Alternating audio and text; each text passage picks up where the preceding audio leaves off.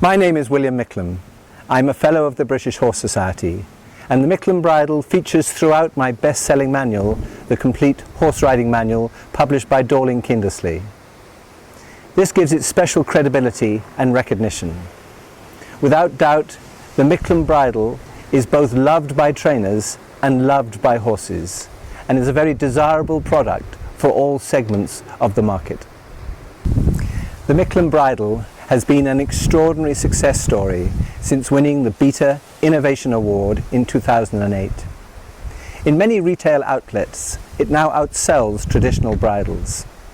It is in use in all equestrian activities at all levels, from dressage to racing, and is used by both elite riders such as William Fox Pitt, Rodrigo Pessoa and Andrew Nicholson, and by thousands of pleasure riders who recognize it as an outstanding product that stands for comfort and efficiency.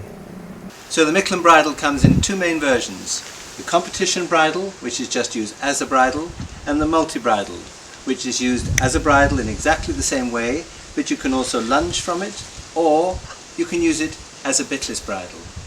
All the bridles come in brown or in black, and we have four sizes, ranging up from the pony to the small horse, to the standard horse, and then to the large horse. So we can fit every size of head. I use an eggbit snaffle most of all, but you can also use a three-ring snaffle, as you can see on the horse here, where there is some gag effect. It is also possible to use all the standard pellams and of a whole variety of bits, all the different types of snaffles. There are just a few bits which have extended sides to them which would be difficult to fit, but the vast majority of horses go in snaffles or pellams or three-ring snaffles, so we do have a bridle that will suit the vast majority of ponies and horses. So the Micklem Bridle is terrific for retraining horses, but even better if you start your young horses off in a Micklem Bridle. This is a 4-year-old niece of High Kingdom and Mandiba, my two Olympic horses, and they were both started in the Micklem Bridle, lunged off the Micklem Bridle, and also with the bit clips here that you can see linking the main side ring with the bit itself, so that if there is an extra pull on the bit, it doesn't mean that the tongue or the delicate bars of the mouth are harmed in any way. They're also super comfortable because of the wide headpiece. We lunge them off this front ring here, and people say, how can you possibly lunge them off such a light bridle? And when I do this, you can see that there's no inward pressure at all, no discomfort. But when I let the bridle go, because the cheek pieces sit behind the protruding cheekbone, it means that it's an absolutely wonderful lunging bridle. Most days of the week I get emails about horses that have changed miraculously just because of having a Micklem bridle instead of a traditional bridle and noseband. But there are good logical reasons why this happens, because there are 5 main areas of discomfort for a horse with traditional bridles. First of all, at the top of the head. We all know about the horse being sensitive around the pole area. Some horses are even head shakers because they're sensitive in this area. My wide headpiece means that the load is spread out over the horse and is much more comfortable for them. Second main area of discomfort is with people who use low drop nosebands. And you can see here that with the delicate nose bones, that if you put a noseband that low, and particularly if the horse fights against it, that they're likely to cause themselves not only pain, but even to fracture these delicate nose bones. The Micklem Bridle fits above those delicate nose bones. So that's point number 2 of discomfort. Point number 3 is where we have the protruding edge of the upper jaw molar teeth, because the upper jaw is so much wider than the lower jaw.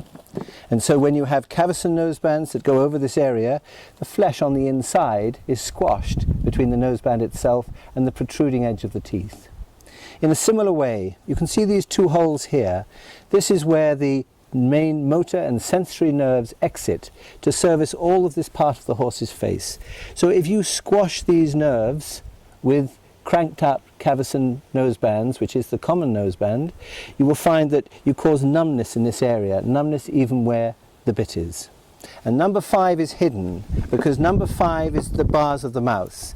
And as we close up here to the bars of the mouth, or if you run your finger over the bars of the mouth, you can feel how sharp they are, rather like a knife. So extra pressure on the tongue or the bars of the mouth can cause extreme discomfort to the horse. And this is the reason why the most popular bit that people use is a 3-ring snaffle, because a 3-ring snaffle acts like a gag and brings the bit up in the mouth as opposed to back on the tongue.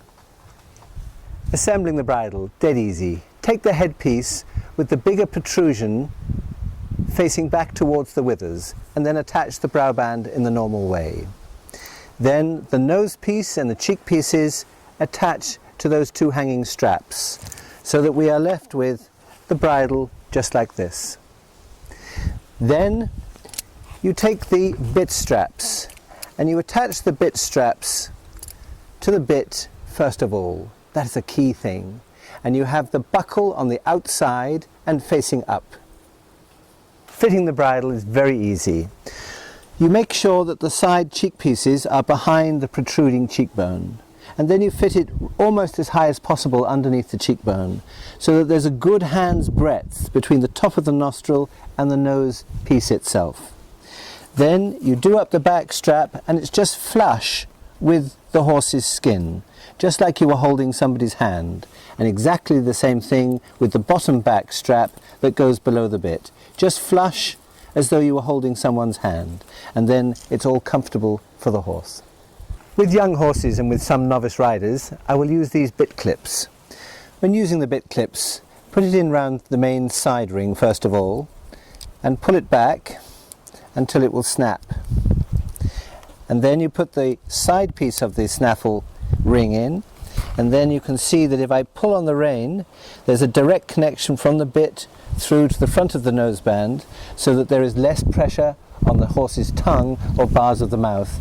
So particularly for young horses and for novice riders that may give the horse a jab in the mouth, this is why I use the bit clips.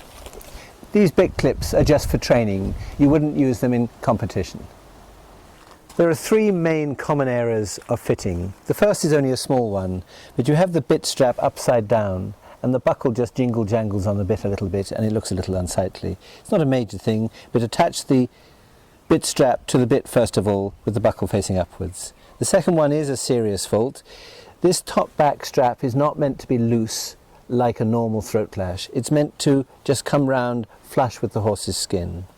And the last fault, which is the major fault, is having the nose piece too low. So it's going down over the delicate nose bones and making the bridle very uncomfortable for the horse. Regards fitting the bridle, all young people now working with the Micklem bridle have started off with it and they find it more simple, and that is their bridle. They no longer are aware of the traditional bridle. The Micklem bridle is different, but a good idea has to give way to a better idea. And all young people using the Micklem bridle would most definitely prefer it. All trainers who have used it have fallen in love with it. It is true to say that the bridle is loved by trainers, and it's certainly loved by horses who find it so much more comfortable. The bridle is a huge success. It's a huge success because people find that it works. One has to be brave enough to accept a different shape, but it's the brave people who win through at the end.